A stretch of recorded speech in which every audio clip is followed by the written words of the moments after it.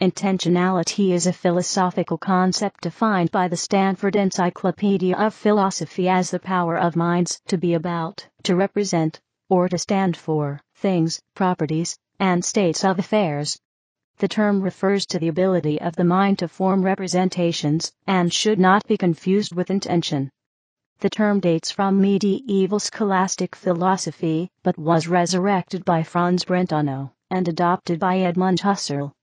The earliest theory of intentionality is associated with Saint Anselm's ontological argument for the existence of God, and his tenets distinguishing between objects that exist in the understanding and objects that exist in reality.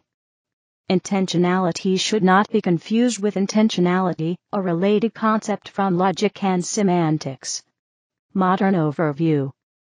The concept of intentionality was reintroduced in 19th century contemporary philosophy by the philosopher and psychologist Franz Brentano, in his work Psychology from an Empirical Standpoint, 1874.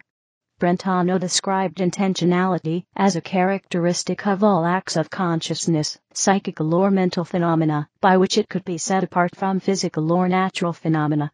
Every mental phenomenon is characterized by what the scholastics of the Middle Ages called the intentional, or mental, existence of an object, and what we might call, though not wholly unambiguously, reference to a content, direction towards an object, which is not to be understood here as meaning a thing, or immanent objectivity.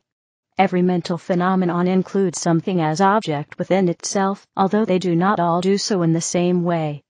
In presentation something is presented, in judgment something is affirmed or denied, in love loved, in hate hated, in desire desired, and so on. This intentional existence is characteristic exclusively of mental phenomena. No physical phenomenon exhibits anything like it. We could, therefore, define mental phenomena by saying that they are those phenomena which contain an object intentionally within themselves. Franz Brentano, Psychology from an Empirical Standpoint, edited by Linda L.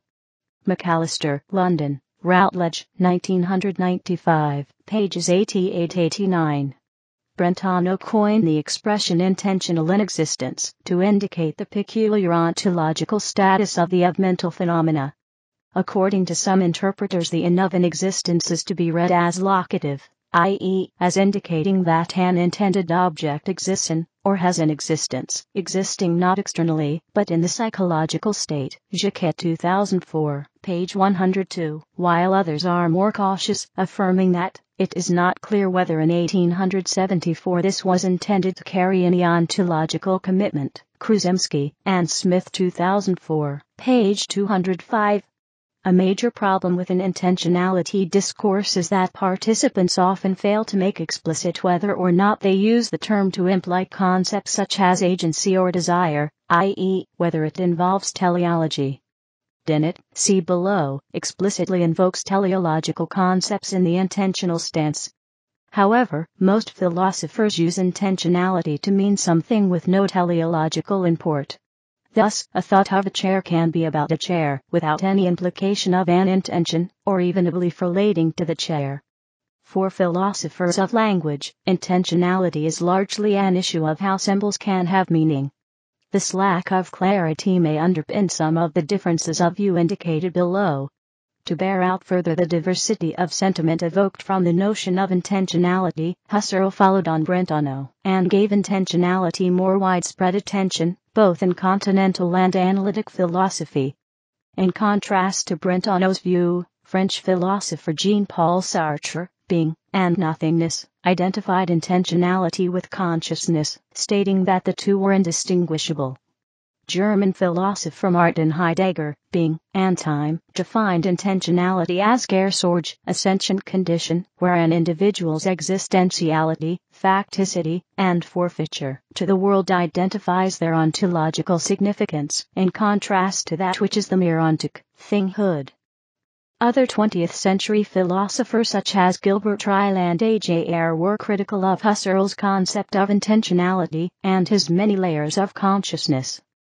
Ryle insisting that perceiving is not to process, and Ayer that describing one's knowledge is not to describe mental processes. The effect of these positions is that consciousness is so fully intentional that the mental act has been emptied of all content, and the idea of pure consciousness is that it is nothing. Sartre also referred to consciousness as nothing. Platonist Roderickism has revived the Brentano thesis through linguistic analysis, distinguishing two parts to Brentano's concept, the ontological aspect and the psychological aspect. Chisholm's writings have attempted to summarize the suitable and unsuitable criteria of the concept since the Scholastics, arriving at the criterion of intentionality identified by the two aspects of Brentano's thesis, and defined by the logical properties that distinguish language describing psychological phenomena from language describing non-psychological phenomena. Chisholm's criteria for the intentional use of sentences are existence independence, truth value indifference, and referential opacity. In current artificial intelligence and philosophy of mind, intentionality is a controversial subject, and sometimes claimed to be something that a machine will never achieve. John Searle argued for this position with the Chinese room thought experiment, according to which no syntactic operations that occurred in a computer would provide it with semantic content. Others are more skeptical of the human ability to make such an assertion, arguing that the kind of intentionality that emerges from self-organizing networks of automata will always be undecidable, because it will never be possible to make our subjective introspective experience of intentionality and decision-making coincide with our objective observation of the behavior of a self-organizing machine. Dennett's taxonomy of current theories about intentionality. Daniel Dennett offers a taxonomy of the current theories about intentionality in Chapter 10 of his book The Intentional Stance. Most, if not all, current theories on intentionality accept Brentano's thesis of the irreducibility of intentional idiom. From this thesis the following positions emerge. Intentional idiom is problematic for science. Intentional idiom is not problematic for science, which is divided into eliminative materialism, realism, Quinion double standard, see below, which is divided into adherence to normative principle, which is divided into who makes an assumption of rationality, who follows the principle of charity, adherence to projective principle. This section is written like a personal reflection or opinion essay that states the Wikipedia editor's particular feelings about a topic, rather than the opinions of experts. Please help improve it by rewriting it in an encyclopedic style. March 2013. Is intentionality discourse a problem for science?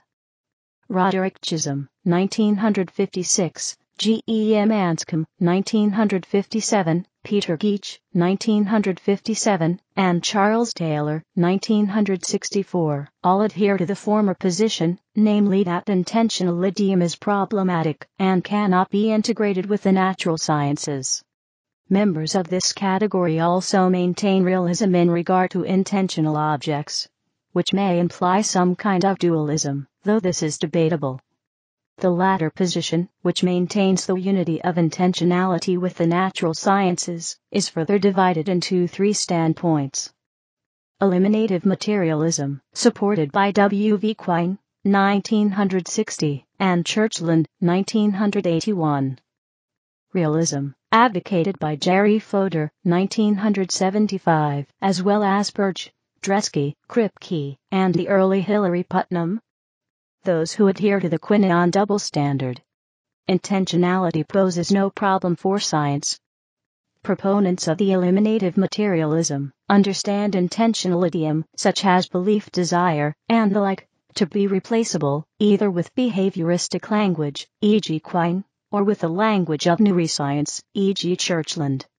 Holders of realism argue, in contrast to those in support of C, that there is a deeper fact of the matter to both translation and belief attribution. In other words, manuals for translating one language into another cannot be set up in different, yet behaviorally identical ways, and ontologically there are intentional objects. Famously, Fodor has attempted to ground such realist claims about intentionality in a language of thought. Dennett comments on this issue. Fodor attempts to make these irreducible realities acceptable to the physical sciences by grounding them somehow in the syntax of a system of physically realized mental representations. Dennett 1987, 345. Those who adhere to the so-called Quinean double standard, namely that ontologically there is nothing intentional, but that the language of intentionality is indispensable, accept Quine's thesis of the indeterminacy of radical translation, and its implications, while the other positions so far mentioned do not. As Quine puts it, indeterminacy of radical translation is the thesis that manuals for translating one language into another can be set up in divergent ways, all compatible with the totality of speech dispositions, yet incompatible with one another. Quine 1960, 27. Quine, 1960, and Wilfred Sellers, 1958, both comment on this intermediary position.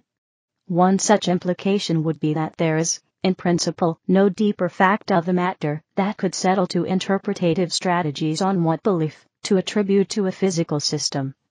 In other words, the behavior, including speech dispositions, of any physical system, in theory, could be interpreted by two different predictive strategies, and both would be equally warranted in their belief attribution. This category can be seen to be a medial position between the realists and the eliminativists, since it attempts to blend attributes of both into a theory of intentionality. Dennett, for example, argues in True Believers, 1981, that intentional idiom or folk psychology is a predictive strategy, and if such a strategy successfully and voluminously predicts the actions of a physical system, then that physical system can be said to have those beliefs attributed to it. Dennett calls this predictive strategy the intentional stance. They are further divided into two theses: adherence to the normative principle, adherence to the projective principle.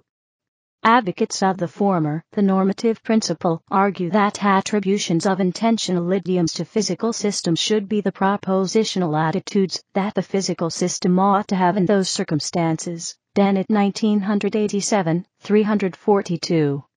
However, exponents of this view are still further divided into those who make an assumption of rationality, and those who adhere to the principle of charity.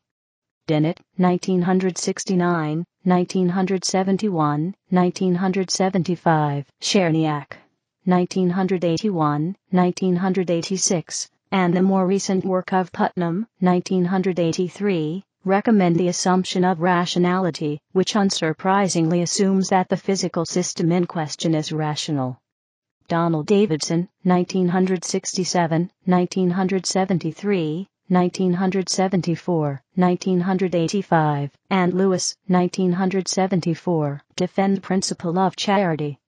The latter is advocated by Grandy, 1973, and Stick, 1980, 1981, 1983, 1984, who maintain that attributions of intentional idioms to any physical system, e.g., humans, artifacts, non-human animals, etc., should be the propositional attitude, e.g. belief, desire, etc., that one would suppose one would have in the same circumstances. Dennett 1987, 343. Basic intentionality types in Le Morvan. Working on the intentionality of vision, belief, and knowledge, Pierre Le Morvan, 2005, has distinguished between three basic kinds of intentionality that he dubs transparent, translucent, and opaque respectively. The threefold distinction may be explained as follows. Let's call the intendum what an intentional state is about, and the intender the subject, who is in the intentional state. An intentional state is transparent if it satisfies the following two conditions: I, it is genuinely relational in that it entails the existence of not just the intender but the intendum as well, and I, substitutivity of identicals applies to the intendum, i.e., if the intentional state is about A and or equals B, then the intentional state is about B as well. An intentional state is translucent if it satisfies I, but not I. An intentional state is opaque if it satisfies neither I nor I. Mental states without intentionality. The claim that all mental states are intentional is called intentionalism, the contrary being anti-intentionalism. Some anti-intentionalism, such as that of Ned Block, is based on the argument that phenomenal conscious experience or qualia is also a vital component of consciousness, and that it is not intentional. The latter claim is itself disputed by Michael Tye. Another form of anti-intentionalism associated with John Searle regards phenomenality itself as the mark of the mental and sidelines intentionality. A further form argues that some unusual states of consciousness are non-intentional, although an individual might live a lifetime without experiencing them. Robert Casey. Foreman argues that some of the unusual states of consciousness typical of mystical experience are pure consciousness events, in which awareness exists, but has no object, is not awareness of anything. Intentionality and Self-Consciousness. Several authors have attempted to construct philosophical models describing how intentionality relates to the human capacity to be self-conscious. Cedric Evans contributed greatly to the discussion with his The Subject of Self-Consciousness in 1970. He centered his model on the idea that executive attention need not be propositional in form,